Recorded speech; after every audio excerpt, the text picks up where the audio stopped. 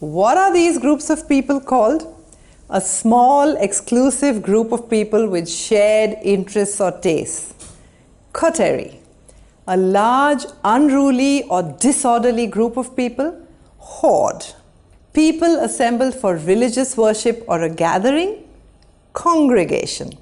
A formal assembly or gathering for a specific purpose. Convocation. Individuals or organizations working together, often in crime-related activities. Syndicate. Actors, dancers, or acrobats who tour and perform together. A troupe. People who accompany and support an important person, like their assistants, bodyguards, or advisors. Entourage. A close-knit group that shares common ancestry or strong bonds. Clan. People with similar skills or professions, often associated with craftsmanship or trade. Guild. Individuals, organizations, or companies that join forces for a specific purpose or project.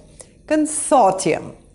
A formal assembly of people who come together to discuss and make political decisions. Parliament. A community that shares common customs, culture, or ancestry. Tribe. Individuals with specific roles or expertise, often in the military. Corps.